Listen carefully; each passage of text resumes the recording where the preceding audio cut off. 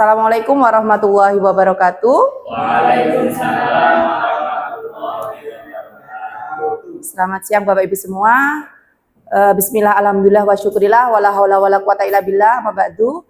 Yang saya hormati Bapak Ibu Dewan Guru SDN 4 Parijata Wetan beserta teman-teman dari lembaga lain yang hari ini alhamdulillah bisa hadir di sini dalam keadaan sehat walafiat. Puji syukur kehadirat Allah Subhanahu wa taala atas limpahan rahmatnya kepada kita semua sehingga pada hari ini kita bisa berkumpul dalam rangka diseminasi penyebaran budaya positif sebagai tugas dari saya sendiri dari Adinda Utami, tugas aksi nyata modul 1T4. Sholawat dan salam senantiasa kita limpahkan kepada junjungan kita Nabi besar Nabi Muhammad SAW yang akan kita nantikan syafaatnya di akhirat kelak. Bapak Ibu yang saya hormati, sebelum acara kita mulai, marilah kita bersama-sama membacakan suratul Fatihah. Mudah-mudahan acara ini dari awal hingga akhir tiada aral melintang serta memberikan manfaat untuk kita semua.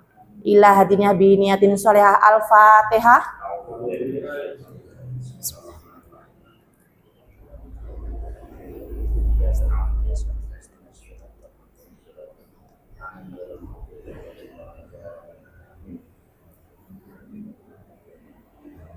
Untuk meningkatkan rasa cinta kita kepada bangsa dan negara kita, marilah kita menyanyikan lagu Indonesia Raya terlebih dahulu. Untuk peserta, audien, hadirin, kami mohon untuk berdiri.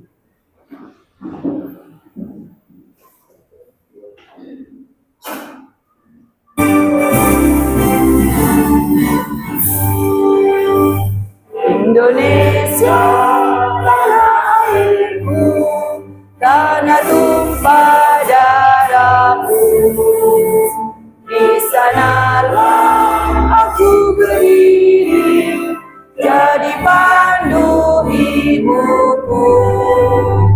Indonesia kebangsaanku, bangsa dan tanah airku. Marilah kita bersatu, Indonesia bersatu. Hiduplah tanahku, hiduplah negeriku, bangsaku, rakyatku semuanya. Bangunlah jiwanya, bangunlah badannya untuk Indonesia Raya. Indonesia Raya, merdeka, merdeka, anakku, negeriku yang ku cinta. Indonesia Raya, merdeka, merdeka, hiduplah Indonesia Raya. Indonesia Raya, merdeka, merdeka, anakku, negeriku yang ku cinta. Indonesia Raya, merdeka, merdeka, hiduplah Indonesia Raya. Hadirin dimohon duduk kembali.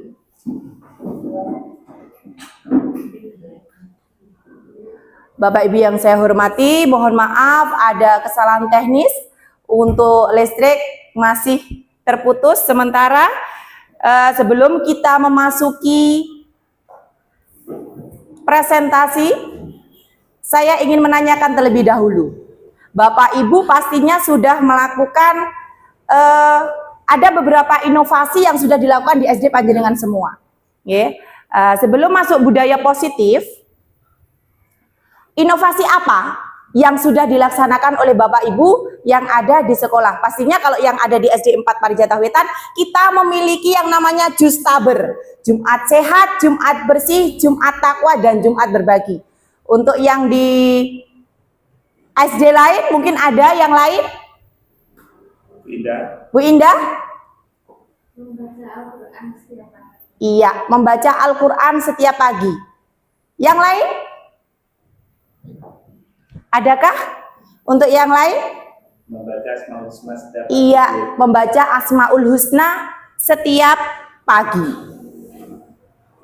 Ya, ada beberapa kegiatan yang sudah dilaksanakan di lembaga Bapak Ibu semua. Ya, yang itu termasuk juga dalam budaya positif. Jadi, budaya positif itu apa ya? Hari ini kita akan belajar tentang itu.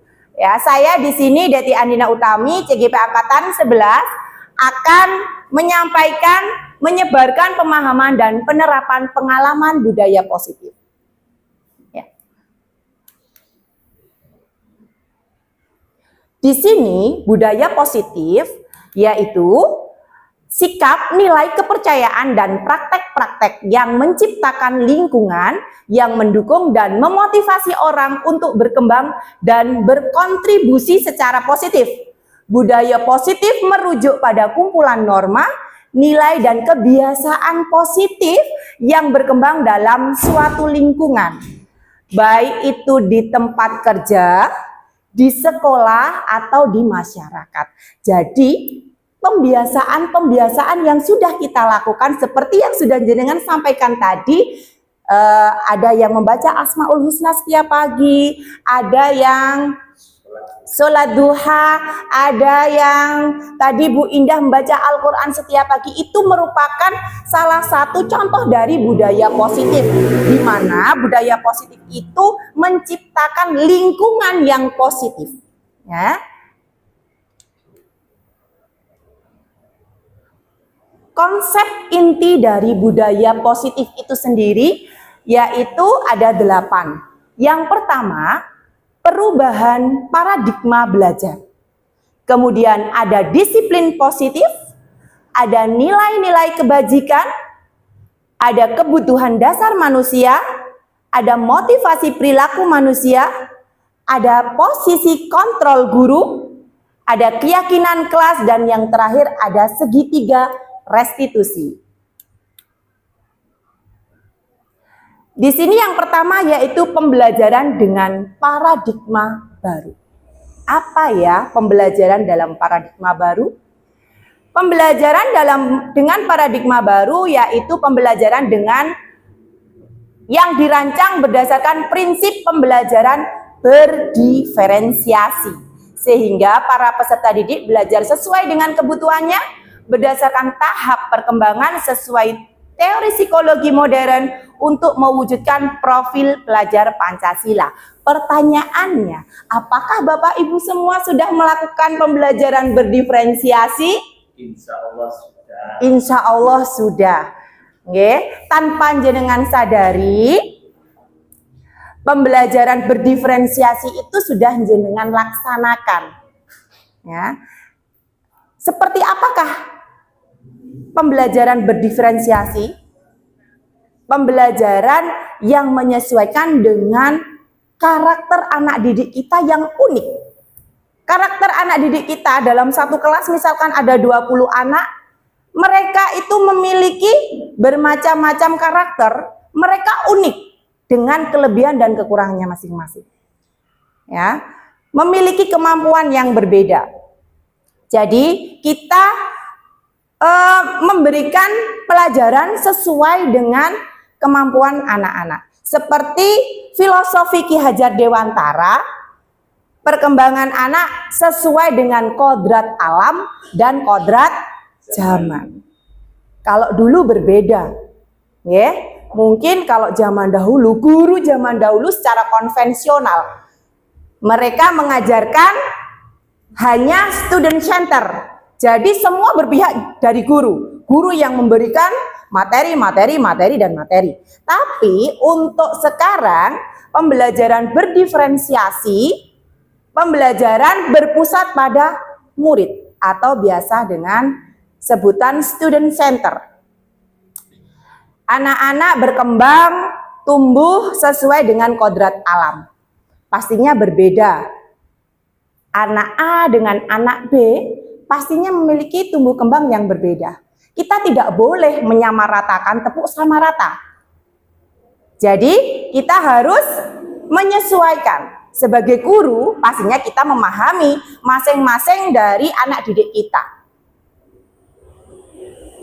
Ya. Kita memberikan pembelajaran sesuai dengan karakteristik anak-anak, sesuai dengan kemampuan anak-anak. Untuk mewujudkan profil pelajar Pancasila. Ya, pada profil pelajar pada Pancasila ada berapa kompetensi? 6. Ya, seperti yang terlihat pada layar. Profil pelajar Pancasila itu ada 6 kompetensi. Yang pertama, beriman, bertakwa kepada Tuhan Yang Maha Esa dan berakhlak mulia. Jadi, kita sebagai guru tidak hanya mencetak generasi penerus bangsa yang cerdas intelektualnya, tapi kita juga mencetak anak-anak didik kita yang beriman dan bertakwa kepada Tuhan Yang Maha Esa dan juga memiliki akhlak yang mulia. Jadi tidak hanya cerdas, tapi juga memiliki akhlak yang baik, yang mulia. Kenapa? Karena pintar, cerdas tanpa akhlak itu kurang bagus nggih? Ya, seperti itu. Yang kedua, berkebinekaan global. Pada kompetensi berkebinekaan global, pelajar bisa menghargai dan menghormati perbedaan yang ada. Karena kita tahu Indonesia itu memiliki semboyan Bhinneka Tunggal Ika, berbeda-beda tetapi tetap satu. Ya, tidak hanya ada suku Jawa di sini, tidak hanya ada suku Madura di sini, tapi banyak sekali suku bangsa yang kita miliki, bahkan agama pun juga berbeda-beda. Pada berkebinekaan global, pelajar bisa menghargai dan menghormati perbedaan yang ada, serta mampu berinteraksi dengan orang-orang dari berbagai latar belakang yang berbeda pula. Seperti itu. Untuk kompetensi yang ketiga, gotong royong.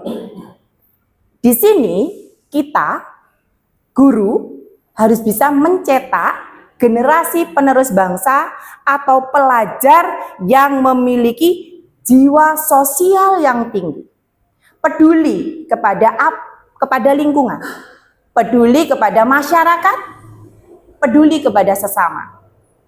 Jadi gotong royong itu tidak hanya mungkin membantu tetangga yang sedang membangun rumah, tidak. Tapi bergotong royong di sini yaitu membentuk pelajar yang memiliki jiwa sosial, ya, memiliki rasa sosial, rasa kepedulian yang tinggi. Selanjutnya yaitu kreatif. Kita sebagai guru juga dituntut untuk mencetak pelajar yang bisa menghasilkan ide-ide baru, inovatif, ya, yang kreatif. Untuk apa?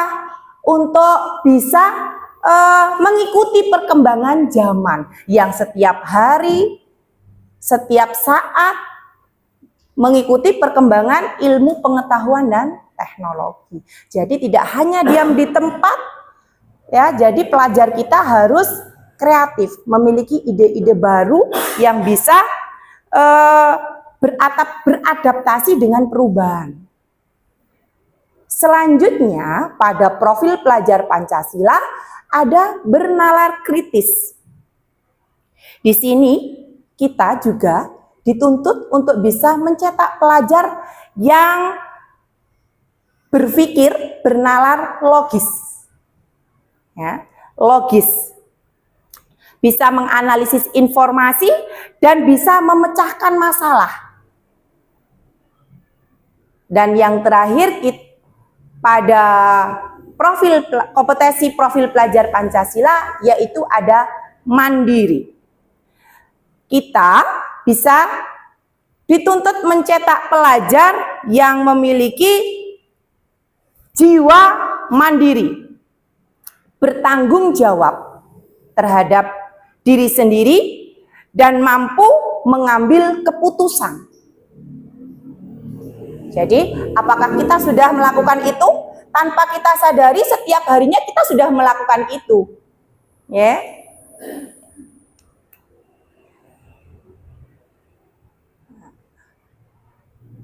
Selanjutnya yaitu miskonsepsi tentang teori kontrol.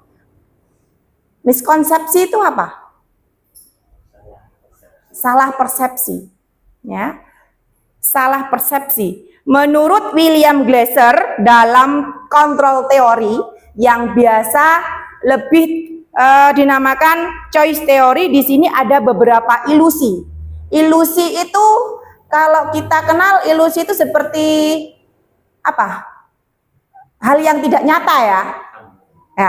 Ya, hal yang tidak nyata, gambaran. Ilusi guru mengontrol murid. Pada dasarnya ya, murid itu kalau tidak dari dirinya sendiri, kita pun tidak bisa mengontrol. Ya, seperti itu.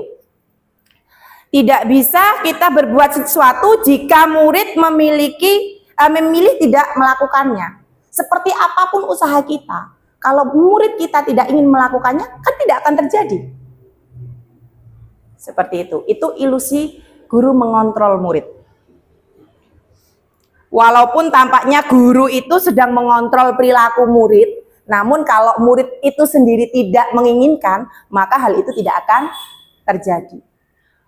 Untuk yang kedua, ilusi bahwa semua penguatan positif, efektif, dan bermanfaat. Penguatan positif atau bujukan ya, merupakan bentuk kontrol. Bisa mempengaruhi murid, tapi dalam jangka waktu yang sangat panjang, murid akan merasakan kalau itu hanya bujukan. Dan lama-kelamaan kontrol itu akan terputus, terhenti. Ya. Kemudian ilusi bahwa kritik dan membuat rasa bersalah mampu menguatkan karakter.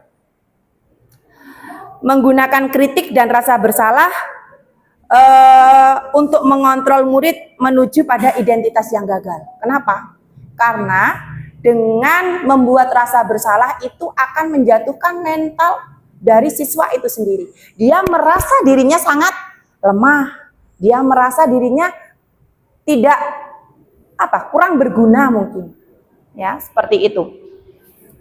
Dan yang terakhir, ilusi bahwa orang dewasa berhak memaksa. Pada dasarnya, meskipun kita ini orang dewasa, kita tidak bisa memaksakan kehendak kita kepada anak-anak. Kita guru, kita harus bisa memaksakan murid kita untuk ini dan itu. Tapi pada hakikatnya tidak bisa seperti itu. Okay? Banyak orang dewasa terlalu percaya diri kalau anak-anak akan mau menerima apa yang kita lakukan kepada mereka. Ya, seperti itu.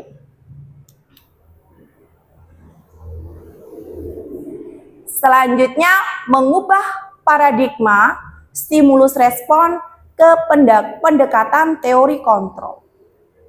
Di sini ada dua tabel di mana ada stimulus respon dan teori kontrol. Pada stimulus respon, realita kebutuhan kita itu sama. Pada teori kontrol, realita kebutuhan kita itu berbeda. Kebutuhan kita itu sama apa berbeda, Bu? Berbeda. Berbeda. Setiap orang memiliki kebutuhan yang berbeda. Saya dengan Anda pastinya juga berbeda. Anak-anak pun juga. Siswa A dengan siswa B kebutuhannya juga berbeda. Pada stimulus respon yang kedua, semua orang melihat hal yang sama. Kemudian pada teori kontrol, setiap orang memiliki gambaran yang berbeda. Pastinya, setiap orang memiliki gambaran yang berbeda. Tidak mungkin sama. Kemudian kita pada stimulus respon, kita mencoba mengubah orang agar berpandangan sama dengan kita. Pada teori kontrol, kita berusaha memahami pandangan orang lain tentang dunia. Tidak mungkin kita bisa mengubah orang agar berpandangan sama dengan kita. Kemungkinan itu sangatlah kecil. Tapi kita bisa berusaha memahami pandangan orang lain tentang dunia. Kita bisa untuk mengajak, mempengaruhi lah. Seperti itu. Selanjutnya, perilaku buruk dilihat sebagai suatu kesalahan. Pada teori kontrol, semua perilaku memiliki tujuan. Pastinya, baik buruknya apa yang kita lakukan, itu pasti memiliki tujuan. Dan tujuan itu kita yang tahu.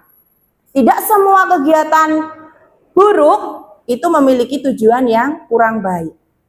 Jadi, semua perilaku pasti memiliki tujuan. Selanjutnya, orang lain bisa mengontrol saya. Pada teori kontrol, hanya Anda yang bisa mengontrol diri Anda. Kita sendiri yang bisa mengontrol diri kita. Pada teori kontrol. Kira-kira menurut Bapak Ibu, apakah panjenengan semua bisa dikontrol oleh orang lain? Tidak. Pastinya yang bisa mengontrol ya diri kita sendiri. Selanjutnya, saya bisa mengontrol orang lain. Pada teori kontrol, Anda tidak bisa mengontrol orang lain. Pada stimulus respon selanjutnya, pemaksaan ada pada saat bujukan gagal. Dan di sini teori kontrol menyebutkan kolaborasi dan konsensus menciptakan pilihan-pilihan baru. Kolaborasi. Kita pun di sekolah juga berkolaborasi. Tidak bisa menentukan semuanya sendiri. Selanjutnya, model berpikir menang kalah untuk stimulus respon, dan untuk teori kontrol, model berpikir menang-menang. Jadi tidak ada kalah. Ya.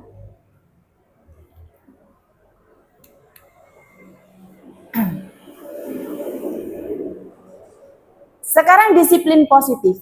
Apakah menurut Bapak Ibu semua yang ada di sini? Tadi kita sudah belajar budaya positif.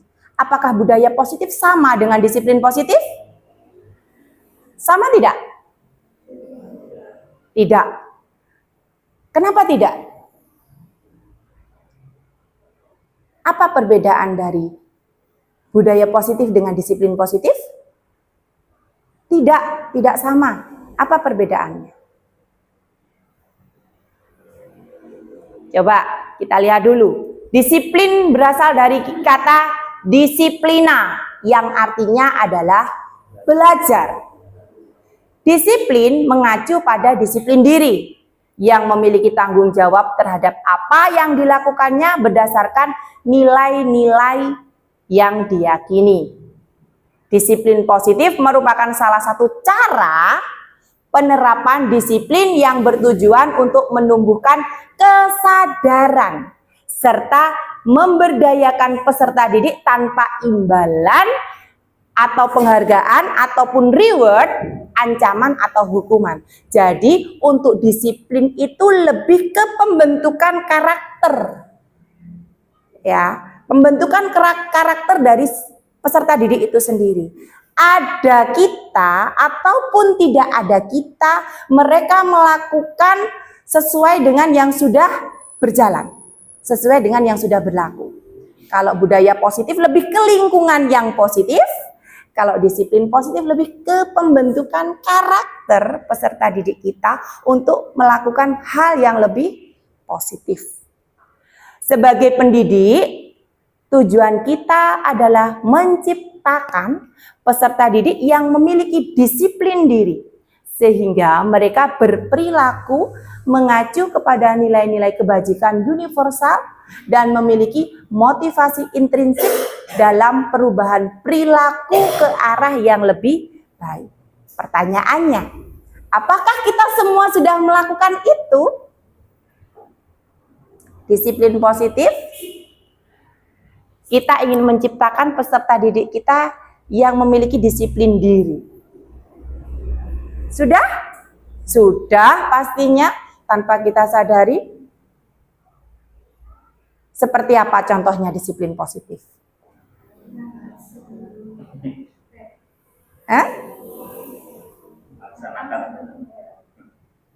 Datang sebelum Iya, datang sebelum bel. Anak-anak tahu, ya.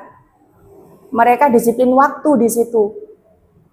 Tanpa ada pemberitahuan dari kita yang setiap hari kalian harus datang tepat waktu, tapi mereka sudah melaksanakan itu.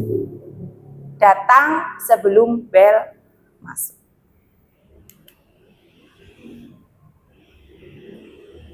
Nah, nilai-nilai kebajikan apa?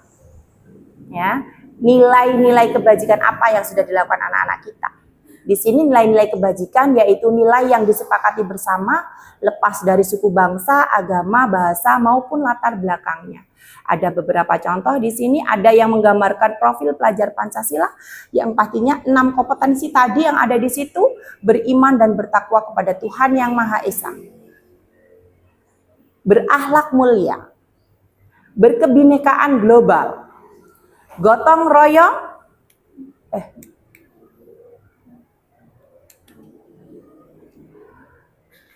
mandiri, kreatif, bernalar kritis. Pastinya ini yang beriman dan bertakwa kita seperti yang tadi membacakan Asmaul Husna setiap pagi. Tujuan kita kan ke sana. Membaca surat-surat pendek sebelum masuk, tujuan kita ke sana. Membiasakan anak-anak sholat duha bersama, tujuan kita juga ke sana. Berakhlak mulia juga. Anak-anak ketika ketemu orang dewasa pastinya sopan, ya, sopan santun, bersalaman, ya. Kemudian berkebinekaan global, mereka tidak membeda-bedakan teman yang ada di kelas mereka. Semuanya sama. Tidak membeda-bedakan. Gotong royong pastinya juga sudah memiliki rasa kepedulian yang tinggi. Ya. Mandiri, kreatif. Kita berusaha mencetak anak didik kita seperti profil pelajar Pancasila. Kemudian ada Ibu Primary Years Program. Di sini ada toleransi, ada nilai kebajikan rasa hormat, ada integritas, mandiri, menghargai, antusias, empati, keingintahuan, kreativitas, kerjasama, percaya diri, dan komitmen. Nah, dari beberapa nilai kebajikan yang ada di sini, ya, kita harus bisa menanamkan nilai-nilai kebajikan ini pada anak didik kita. Ya. Kemudian ada keterampilan hidup atau life skill. Dapat dipercaya, lurus hati, pendengar yang aktif, tidak merendahkan orang lain, dan memberikan yang terbaik dari diri. Berusaha memberikan apa yang terbaik dari dirinya. Ya. Dapat dipercaya pastinya. Kita ingin anak didik kita dapat dipercaya atau jujur. Ada atau tanpa ada kita, mereka melakukan itu. Ketika menemukan sesuatu yang bukan miliknya, mereka mengembalikan. Apakah sudah? Sudah dilaksanakan? Iya, alhamdulillah sudah dilaksanakan. Ngantuk Bapak Ibu? Masih semangat? Asik. Nah, kita lanjutkan materi selanjutnya yaitu kebutuhan dasar manusia. Apa itu kebutuhan dasar manusia? Kebutuhan dasar manusia, pencet.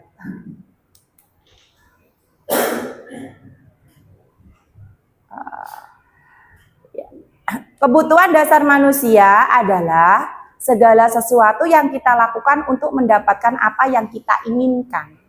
Seluruh tindakan yang kita lakukan memiliki tujuan tertentu.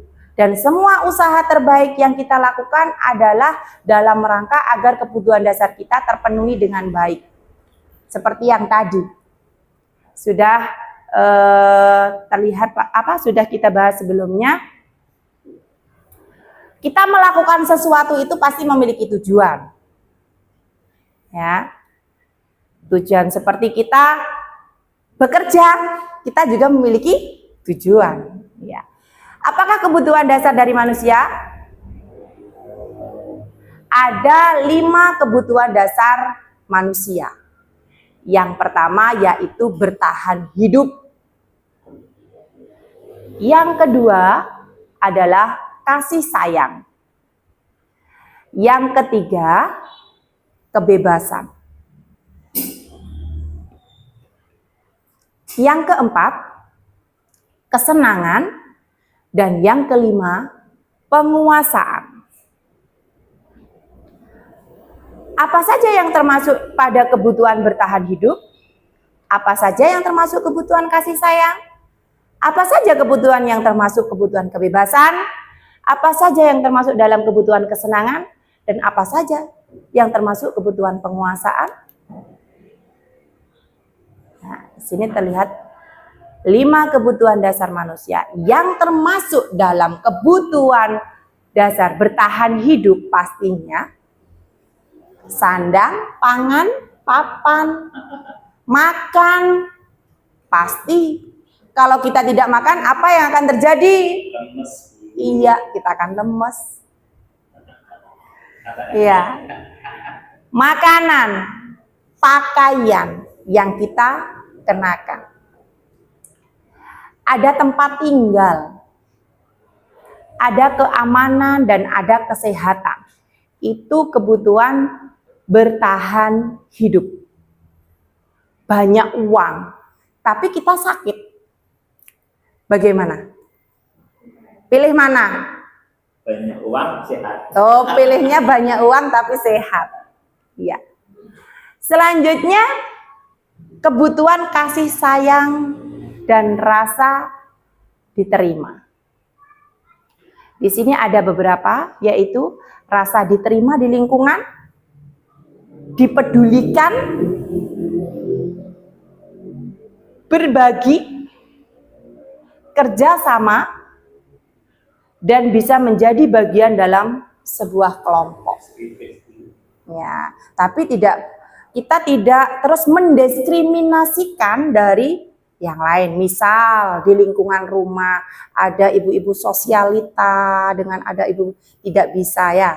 Itu namanya mendiskriminasikan. Kebutuhan di sini kita merasa diterima di lingkungan kita. Kita dipedulikan. Ya, kita berbagi, kerjasama, bisa kerjasama dengan baik. Di sekolah kita bisa bekerja sama dengan baik. Di lingkungan kita bisa bekerja sama dengan baik. Kemudian dan kita menjadi bagian dari kelompok. Kebutuhan yang selanjutnya yaitu penguasaan. Di sini penguasaan yang termasuk dalam kebutuhan penguasaan itu adalah harga diri. Keinginan untuk dianggap, memimpin, berprestasi, diakui dan didengar.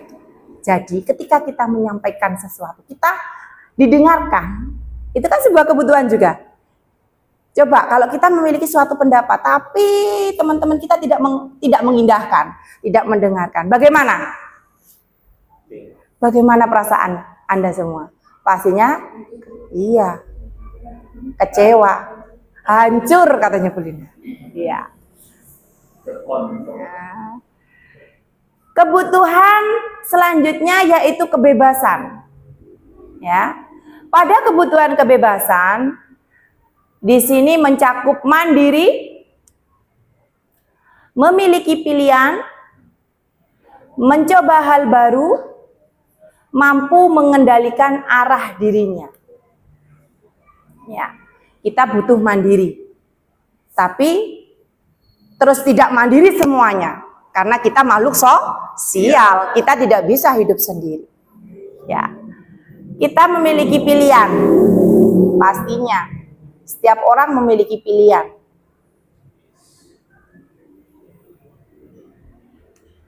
Kita bisa mencoba hal-hal baru dan mampu mengendalikan arah dari apa yang akan kita lakukan. Pada kebutuhan dasar yang kelima, yaitu kesenangan. Yang termasuk di sini adalah bermain, humor, antusiasme, dan tertawa. Kita tidak mungkin fokus terus. Apa yang terjadi? Kalau kita hanya sepaneng terus, apa yang akan terjadi? Bosan, stres, ya, iya kan?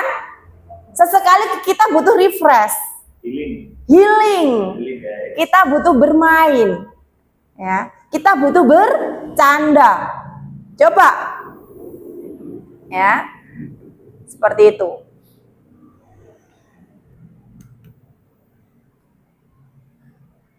Nah, yang selanjutnya motivasi perilaku manusia. Pada motivasi perilaku manusia ada motivasi ekstrinsik dan ada motivasi intrinsik. Ekstrinsik itu dari luar. Ya, apa saja motivasi dari luar itu untuk menghindari ketidaknyamanan atau hukuman. Yang kedua, untuk mendapatkan imbalan atau penghargaan dari orang lain. Saya melakukan sesuatu karena saya ingin, nah, seperti itu. Itu motivasi, ya. Kemudian ada motivasi intrinsik, motivasi dari dalam diri, ya. Pada motivasi intrinsik, motivasi dalam diri itu di sini untuk menjadi orang yang mereka inginkan dan menghargai diri sendiri dengan nilai-nilai yang mereka percaya. Ya, jadi motivasi yang ada pada dalam diri kita. Pastinya berbeda-beda setiap orang motivasinya. Nah, di sini ada hukuman, konsekuensi, dan restitusi. Apa itu hukuman? Sama enggak hukuman dengan konsekuensi? Tidak. Restitusi? Apa itu restitusi? Nah, restitusi itu proses menciptakan kondisi bagi murid untuk memperbaiki suatu kesalahan. Ya, di sini kita lihat hukuman. Apa perbedaan dari hukuman, konsekuensi, dan restitusi? Pada hukuman tidak terencana, tiba-tiba. Ketika anak melakukan kesalahan, push up 5 kali. Itu termasuk hukuman. Tiba-tiba dan tidak terencana. Pada konsekuensi, terencana atau disepakati sesuai dengan peraturan. Jadi anak-anak melakukan apa? Kesepakatan. Iya, kesepakatan. Ketika kamu membuang sampah sembarangan, maka kamu harus memungut sampah-sampah yang ada di dalam kelas. Itu sebuah peraturan. Iya. Kesepakatan. Konsekuensi. Dan di sini restitusi, proses menciptakan kondisi bagi murid untuk memperbaiki sebuah kesalahan. Nah, pada hukuman ini murid tidak tahu apa yang akan terjadi atau tidak dilibatkan dan hanya bersifat satu arah, berupa hukuman fisik atau psikis seperti yang saya sebutkan tadi. Ya, ketika datang terlambat, tiba-tiba Bapak Ibu guru lari keliling lapangan sebanyak 10 kali. Itu sebuah hukuman. Ya. Pada konsekuensinya tadi, terencana, disepakati sesuai peraturan, murid tetap dibuat tidak nyaman, tapi dengan kesepakatan itu dan sikap guru selalu memonitor murid. Jadi guru selalu lihat, ketika ada sampah seperti tadi yang saya contohkan, ketika kamu membuang sampah sembarangan, maka harus memungut sampah yang ada di kelas. Anak merasa tidak nyaman pastinya, dia selalu was-was. Iya apa tidak? Iya pastinya. Kemudian guru selalu melihat, memonitor. Oh, si A membuang sampah. Ya kan? Seperti itu. Lalu mengingatkan. Pada Restitusi proses menciptakan kondisi bagi murid untuk memperbaiki kesalahan. Dan proses kolaboratif yang mengajarkan murid untuk mencari solusi sendiri. Jadi pada restitusi, murid memecahkan masalah yang dia hadapi. Misal, Bapak Ibu semua memiliki siswa di dalam kelas, kok sering tidur ya di dalam kelas? Ya, jangan tiba-tiba langsung dihukum. Langsung dijas, wah ini pastinya ini. Jadi kita harus cari tahu dulu. Ya, kita harus cari tahu dulu, kemudian nanti kita pada restitusi ini, pada restitusi harus berusaha untuk anak didik kita mencari solusi dari masalahnya. Ya, di sini kita berkolaborasi yang mengajarkan murid untuk mencari solusi sendiri dari masalah yang dia hadapi, yang dia lakukan.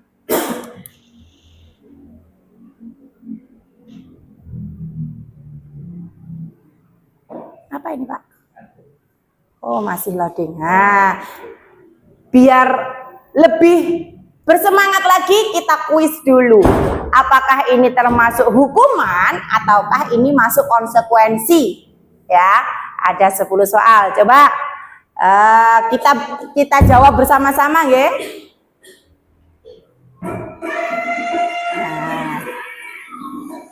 Mencatat 100 kali di dalam buku kalimat saya tidak akan terlambat lagi karena terlambat ke sekolah. Ini termasuk hukuman apa konsekuensi? Coba diklik di hukuman. Benar apa salah? Oh, salah. Ternyata itu adalah konsekuensi.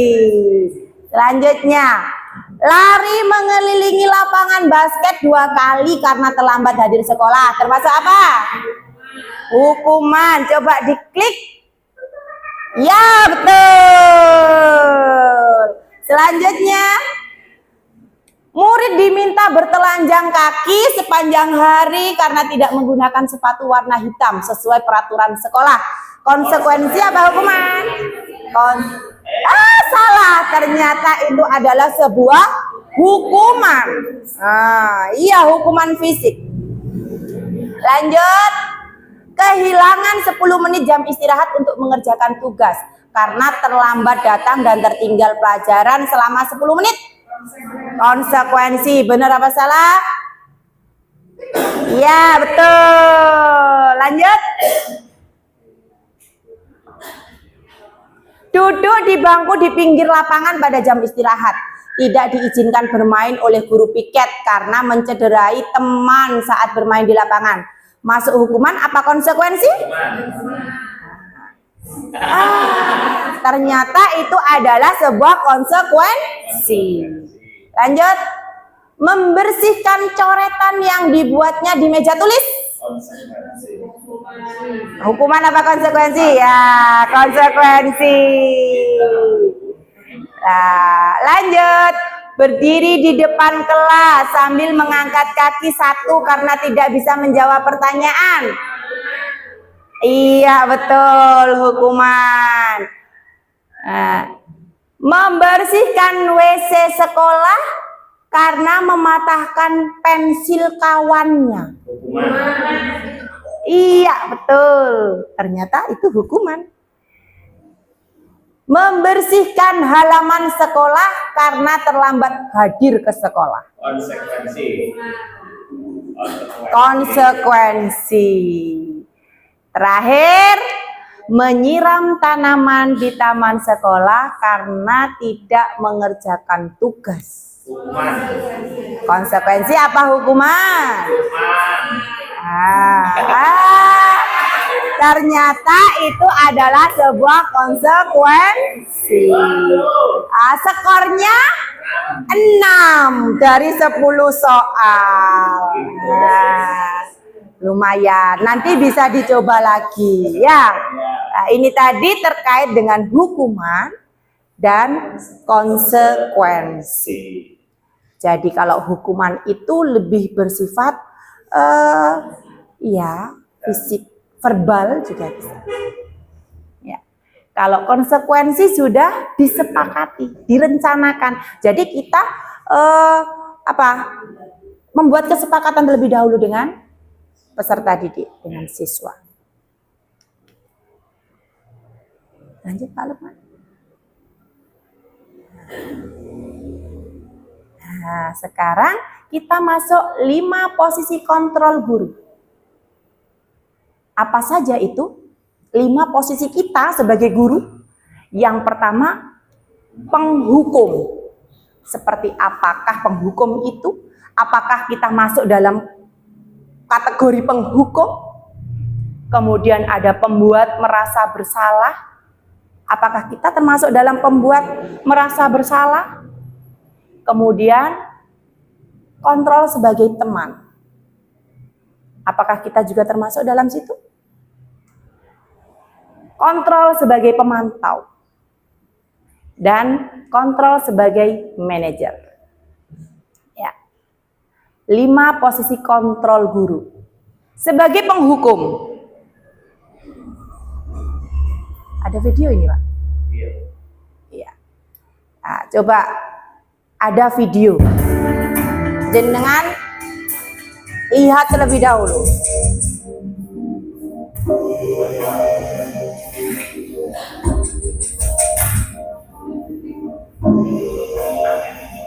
Naren, sini kamu. Selamat pagi, Bu. Selalu terlambat. Kamu deh, pasti terlambat. Maaf, Bu. Saya Apa? Apa coba? Alasan kamu apa lagi? Kapan sih kamu tidak terlambat? Malas sekali ya kamu jadi anak. saya Dasar pemalas. Gak kapok-kapok sih kamu. Sudah berapa kali terlambat? Sana, kamu keliling lapangan basket 2 kali. Kenapa saya harus keliling lapangan basket, Bu? Kenapa? Kamu melawan ibu? Berani-beraninya jawab. Sudah terlambat, masih berani jawab pula. Sekarang, keliling lapangan basket 5 kali sekalian. Biar kapok. Cepat. Pergi sana ke lapangan basket.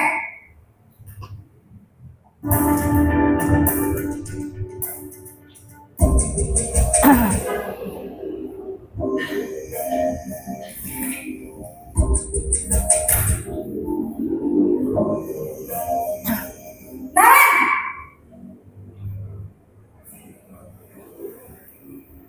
Selamat pagi, Bu. Naren, kamu kenapa terlambat lagi, nak? Ya Tuhan, Naren, kamu senang ya bikin ibu susah ya? Kalau kamu terlambat lagi, nanti ibu yang ditegur bapak kepala sekolah, nak. Disangka ibu tidak bisa membina kamu. Duh, gimana ini? Maaf, Bu. Duh, Gusti Naren, kamu suka ya kalau ibu ditegur bapak kepala sekolah? Terus, sekarang ibu harus tulis apa ini di buku absen? Ini kamu sudah sering terlambat loh. Ibu harus apa coba? Maaf, Bu. Maaf sekali. Ya sudah, lain kali jangan bikin ibu susah lagi ya nak ya. Ibu tidak akan kuat lagi kalau kamu begini terus. Bisa jantungan kalau ibu ditegur bapak kepala sekolah. Sana cepat ke kelas. Maaf ya, Bu. Maaf sekali. Pada pembuat rasa bersalah Posisi lebih pembuat halus. rasa bersalah berbicara dengan nada tenang.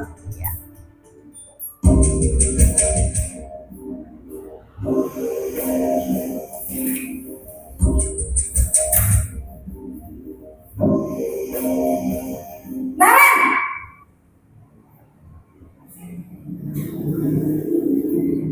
Selamat pagi, Bu. Wah, sudah jam berapa ini nak? Terlambat lagi ya sayang. Iya, Bu. Habis ibu saya lupa bangunkan saya, Bu. Kamu malah menyalahkan ibu kamu. Kamu bukannya anak yang larinya paling kencang. Kok terlambat sih? Iya, Bu. Saya memang terlambat bangun tadi. Jadi, biarpun saya lari kencang, tetap gak kekejar, Bu. Ya sudah sana, nanti lain kali larinya lebih kenceng lagi ya, biar gak terlambat lagi. Bikin seneng ibu, demi ibu. Bisa kan? Bisa lah, Bu. Ya sudah sana masuk kelas, ibu beresin urusan absen kamu. Kamu ini ada-ada saja.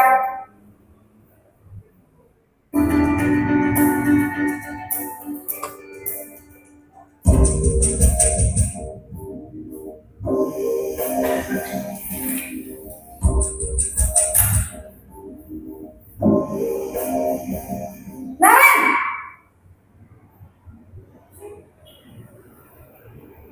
Selamat pagi, Bu. Naren, apa peraturan sekolah kita tentang jam berapa kita harus masuk sekolah, nak? Kita harus di sekolah jam 7, Bu. Iya betul, sekarang sudah jam 7.20. Naren sudah tahu konsekuensinya jika terlambat hadir. Paham, Bu. Saya harus tinggal kelas pas jam istirahat selama 20 menit. Iya benar, konsekuensinya demikian. Jadi nanti jam 9.30 pas istirahat, kamu harus tinggal di kelas, kerjakan tugas tambahan untuk ketertinggalan kamu, ya? Baik, Bu.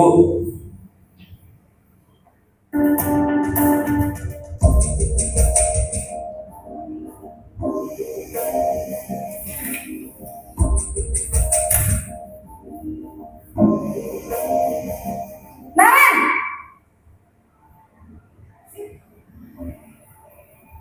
Selamat pagi, Bu. Selamat pagi, Naren. Maaf, Bu. Saya terlambat. Iya, sekolah masuknya jam 7, sekarang sudah jam 7.20. Jadi sekarang bagaimana ini, Naren? Maaf, Bu.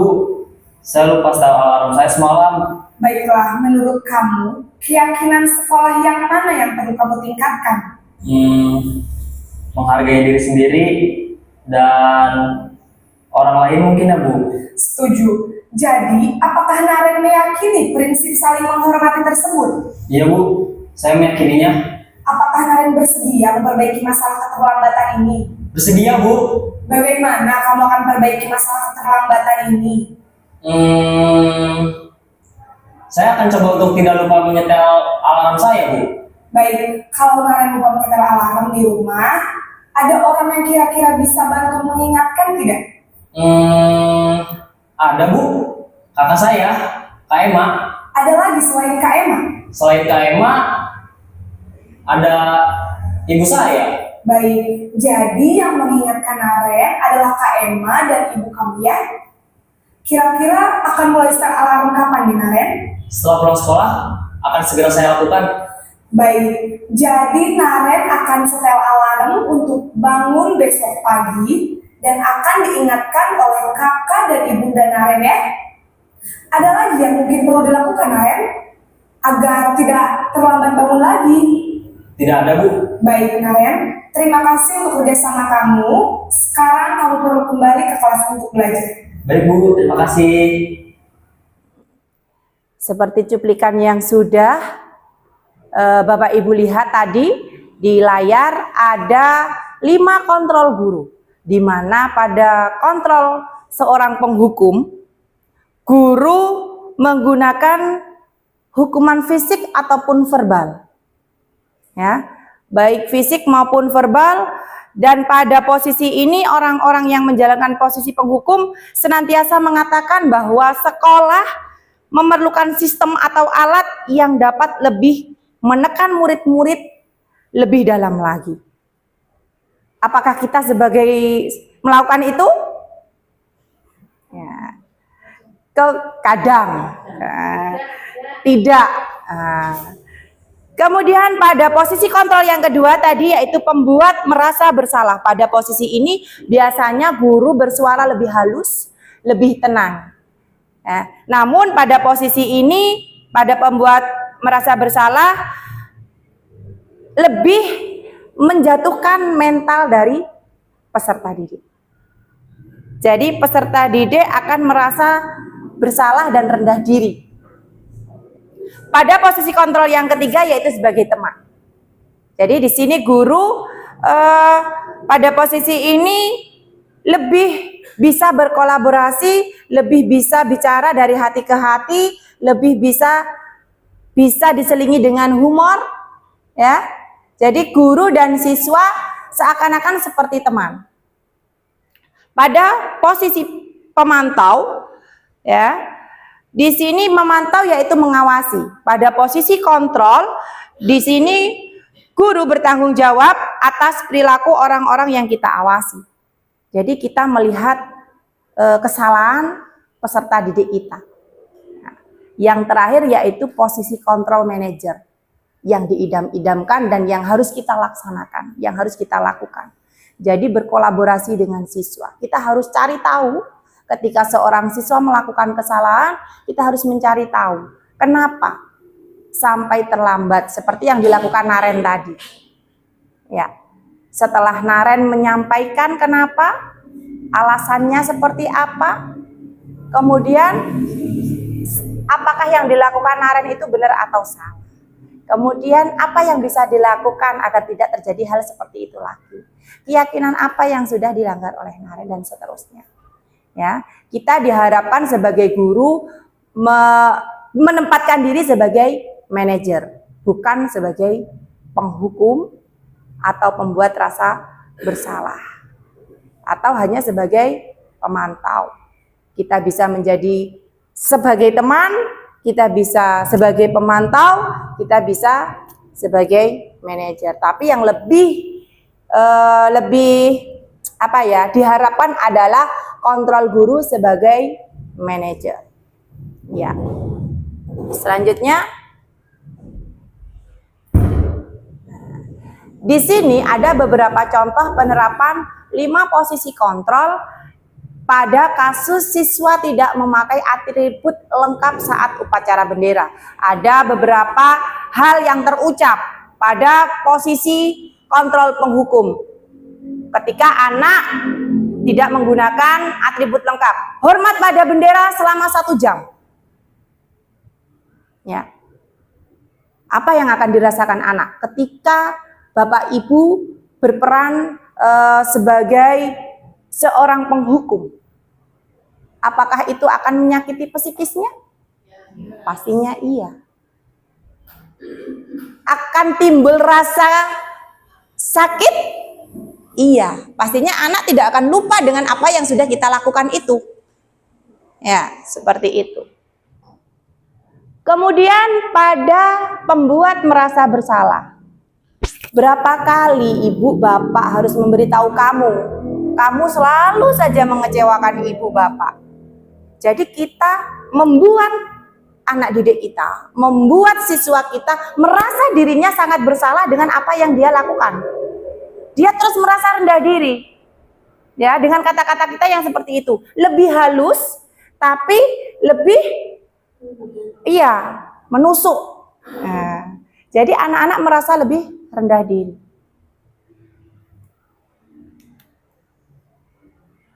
Pada posisi kontrol sebagai teman. Ayo dong, ikuti aturan sekolah, tolong bantu ibu atau bapak ya sekali ini. Ya sudah, tidak apa-apa. Lain kali jangan sampai berbuat seperti ini lagi ya. Guru lebih bersahabat. Siswa pun lebih merespon lebih baik. Namun ketika kita menerapkan kontrol hanya sebagai teman, apa yang akan terjadi? Apa yang akan terjadi kepada anak didik kita? Bagaimana? Mereka akan apa? Kalau kita terus mengerti dia, terus kalau kita hanya menempatkan diri kita hanya sebagai teman, mereka lama-kelamaan juga tidak menganggap kita seperti itu, lebih berani sama kita seperti itu.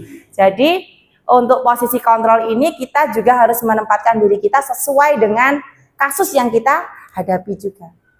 Kemudian sebagai pemantau pada kasus siswa tidak memakai atribut lengkap saat upacara bendera. Kamu sudah melanggar peraturan sekolah. Kamu tahu konsekuensinya? Setelah upacara kamu beli atributnya ke koperasi dan jangan diulangi lagi. Jadi guru memantau. Ketika siswa tidak menggunakan atribut, guru menyampaikan apa yang harus dilakukan. Dan yang terakhir pada posisi kontrol yang kelima, yaitu posisi kontrol sebagai manajer. Apakah kamu tahu kesalahanmu? Kira-kira bagaimana kamu memperbaiki kesalahanmu? Jadi anak-anak atau peserta didik kita menyampaikan apa yang salah pada dirinya dan bagaimana cara dia untuk memperbaiki kesalahannya. Ya, yang diharapkan adalah posisi sebagai manajer.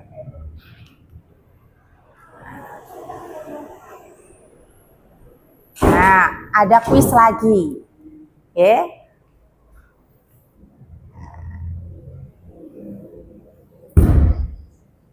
Minta tolong Bu Lida. Harus on click. Nah, kuis show biar tidak ngantuk. Bapak Ibu kayaknya sudah lumayan ngantuk ini karena kita jam siang, jam-jam rawan. Nah, di sini. Saya kecewa sekali dengan kamu. Kira-kira kata-kata seperti ini termasuk kontrol pembuat merasa bersalah sebagai teman, sebagai pemantau, manajer atau penghukum? Coba. Iya, betul. Yang kedua. Nah, dapat 100 karena betul. Pertanyaan yang kedua. Patuhi aturan saya atau awas ya. Nah, termasuk apa? Coba klik. Iya, betul. Poinnya 200. Selanjutnya, pertanyaan yang ketiga. Ya sudah, kali ini tidak apa-apa. Nanti Ibu bantu bereskan. Sebagai? Coba. Iya, betul. Pinter-pinter. Ternyata meskipun kita di jam siang, ilmu bisa terserap. Soal yang keempat, apa rencana kamu untuk memperbaiki hal ini? Nah, coba diklik. Iya, betul. Dan soal yang terakhir,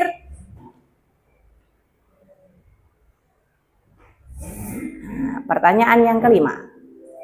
Sanksi atau konsekuensinya apa? Nah, coba. Ya, betul. Dari 5 soal, betul semua. Ya, dapat 500. Alhamdulillah meskipun kita ketemunya di jam siang, apa yang saya sampaikan bisa terserap semua oleh Bapak Ibu. Lanjut. On click, Bu.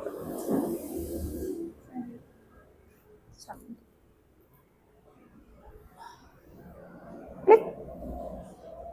Nah, lanjut. Keyakinan kelas. Mengapa keyakinan kelas? Mengapa bukan peraturan kelas? Ya, pertanyaannya. Mengapa membuat keyakinan kelas? Mengapa bukan peraturan kelas? Apa perbedaan dari keyakinan kelas dan peraturan kelas? Pada pembentukan keyakinan kelas, di sini lebih bersifat abstrak. Berupa pernyataan yang universal, dibuat dalam pernyataan positif, sedikit saja agar mudah diingat, sesuai dengan kondisi kelas dan sekolah sehingga mudah diterapkan. Dan yang terakhir, semua warga sekolah atau warga kelas dilibatkan saat membuat keyakinan kelas. Jadi peserta didik kita libatkan untuk pembuatan keyakinan kelas. Dan keyakinan kelas ini lebih bersifat positif kata-katanya. Jadi bukan dilarang makan. Nah, misalkan seperti itu adalah peraturan. Jadi kalau keyakinan kelas boleh makan pada saat istirahat. Ya, seperti itu. Jadi kata-katanya lebih positif pada keyakinan kelas. Segitiga restitusi, materi selanjutnya. Apa itu segitiga restitusi? Yaitu suatu proses dialog yang dijalankan oleh guru agar dapat menghasilkan murid yang mandiri dan bertanggung jawab. Pada segitiga restitusi ada 3 tahapan. Yang pertama yaitu menstabilkan identitas. Kemudian validasi tindakan yang salah dan menanyakan keyakinan. Ya. Pada menstabilkan identitas, berdasarkan prinsip membuat kesalahan adalah bagian dari proses pembelajaran. Di sini akan muncul beberapa kata-kata ya, pada menstabilkan identitas, berbuat salah itu wajar. Tidak ada manusia yang sempurna. Ibu bapak juga pernah melakukan itu. Ibu atau bapak tidak mau mencari siapa yang salah, tapi ibu bapak ingin mencari solusi dari permasalahan ini. Kamu berhak merasa begitu. Pada menstabilkan identitas akan muncul kata-kata seperti ini. Kemudian tahapan yang kedua, validasi tindakan yang salah. Berdasarkan prinsip setiap perilaku berupaya memenuhi suatu kebutuhan tertentu. Di sini akan muncul kata-kata, kamu pasti punya alasan mengapa melakukan hal itu. Padahal kamu bisa melakukan yang lebih buruk dari ini ya. Kamu patut bangga karena telah melindungi sesuatu yang penting buatmu. Kamu melakukan karena mempertahankan sesuatu yang penting bagimu. Jadi tidak semua yang dilakukan anak-anak itu meskipun buruk salah, karena mereka memiliki tujuan untuk melakukan itu. Dan yang terakhir yaitu menanyakan keyakinan. Berdasarkan prinsip teori kontrol bahwa pada dasarnya kita termotivasi secara intrinsik dari dalam diri kita. Di sini akan muncul apa keyakinan kelas kita? Nah, nanti dari kasus itu anak-anak akan menjawab. Nilai-nilai apa yang telah disepakati bersama? Seperti apa gambaran sebuah kelas yang ideal menurut kamu? Kamu ingin menjadi orang yang seperti apa? Nah, dikembalikan lagi ke anak-anak sesuai keyakinan yang sudah sepakati. Nah, berikut ada cuplikan video yang saya lakukan untuk menangani kasus anak yang tidur di dalam kelas.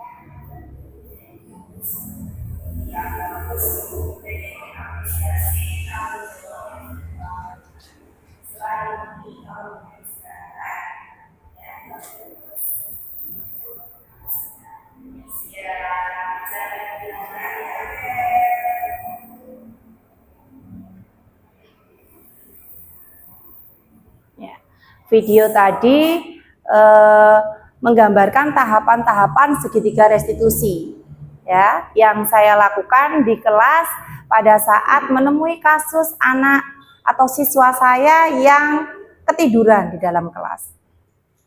Kenapa kok sampai ketiduran? Nah, jadi kita berkomunikasi, berinteraksi. Selanjutnya ada video lagi.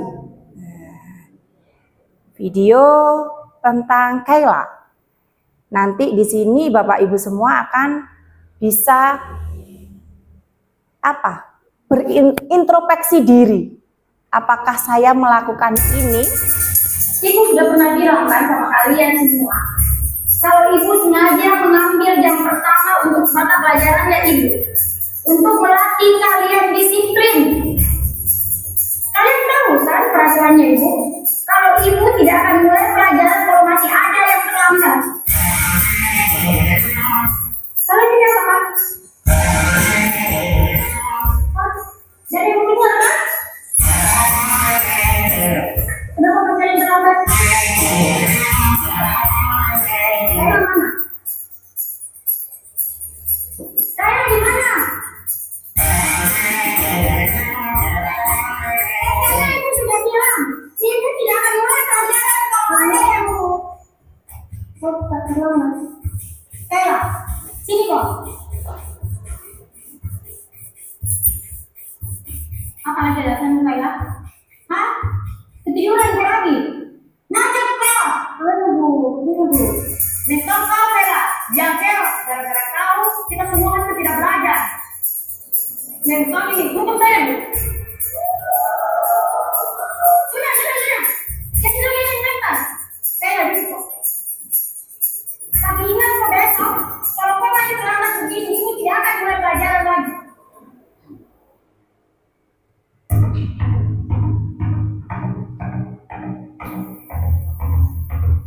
Selamat pagi anak-anak.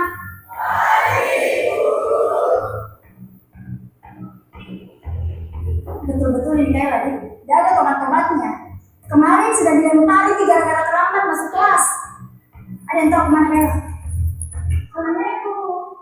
Oh, terlambat. Tidak usah banyak alasan. Begini korban. Sepanjang pelajaran ini hari ini, kau berdiri terus di depan. Udah deh, terlambat sih.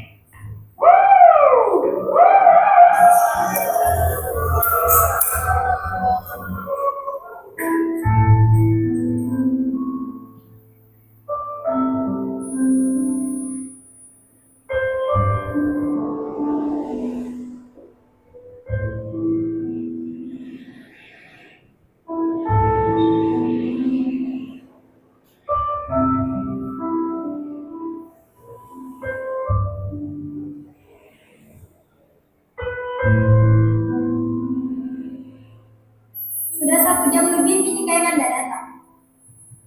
Kira-kira ada yang tahu kemana Kayla? Mungkin hari ini tidak masuk ibu, karena aku kasih surat ke orang tuanya.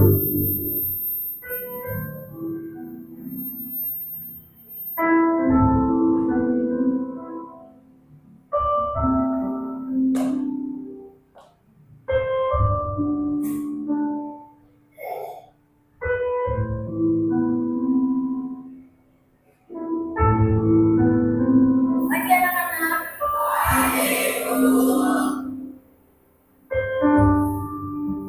Masuk kok Kayla. Udah terlambat mau lagi. Kayla ke depan kok. Kenapa? Berdiri kok. Hari ini saya nggak terlambat, aku udah tenang sesuatu ngomong. Kok nggak masuk kok? Sekarang jelaskan kok kepada kita semua di sini kenapa kok selalu terlambat dan malam kemarin kok nggak masuk. Kayla, jelaskan kok. Bicara kok. Kayla. Maafkan kak teman-teman. Karena gara-gara saya, kalian semua nggak belajar. Hari pertama, saya terlambat karena rumahku demam berdarah.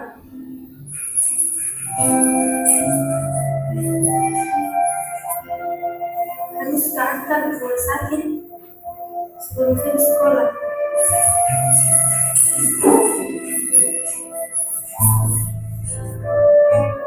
kedua, terlambat ke sekolah karena harus tak ke rumah sakit. Selalu makan dulu mamaku, baru sih sekolah. Hari ketiga kemarin, saya nggak masuk sekolah.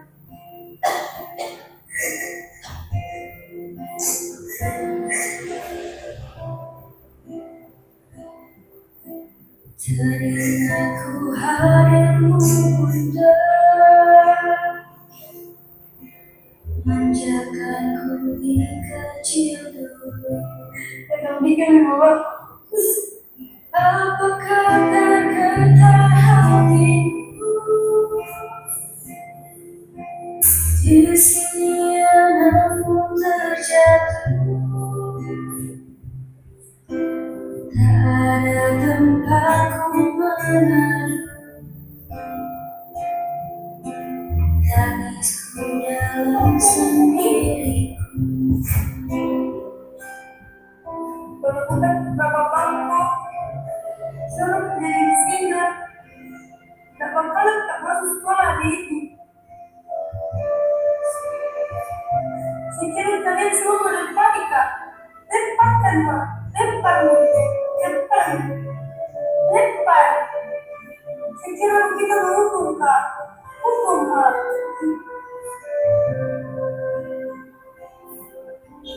Apakah tergetar hatimu? Di sini anakmu terjatuh. Sesulit apapun keadaannya, setiap kita berhak atas pendidikan. Bagaimana? Bapak Ibu, dari video yang terakhir, apa yang Anda rasakan? Iya. Ya, di situ ibu guru bertindak sebagai Hukum. penghukum. Dia hanya melihat kesalahan Keila tanpa tahu apa yang terjadi pada Keila. Ya, itu gambaran untuk kita. Jangan sampai kita menjadi seorang pendidik, menjadi seorang guru seperti yang ada pada video tadi. Kita harus mencari tahu apa yang terjadi pada anak didik kita. Kita tidak asal menyalahkan. Ya, ini cerminan untuk kita untuk ke depan menjadi lebih baik. Untuk penutup pada hari ini, dalam penerapan program disiplin positif, hendaknya guru memiliki standar kepribadian, profesional, dan sosial yang baik, di mana guru mampu merefleksi dirinya dalam posisi kontrol saat ini. Bagaimana perjalanan dirinya sebagai among atau manajer yang menuntun murid-muridnya menjadi insan yang mandiri, merdeka, dan bertanggung jawab. Bukan seorang penuntut, tapi kita sebagai seorang penuntun, seperti filosofi Ki Hajar Dewantara. Kita seorang pendidik adalah seorang penuntun, bukan penuntut untuk anak didik kita. Terima kasih atas kehadiran Bapak Ibu semua pada siang hari ini. Mudah-mudahan ilmu yang saya sampaikan bermanfaat dan bisa kita terapkan nanti di lembaga kita masing-masing. Saya akhiri wabillahi taufiq wal hidayah. Wassalamualaikum warahmatullahi wabarakatuh. Waalaikumsalam warahmatullahi wabarakatuh.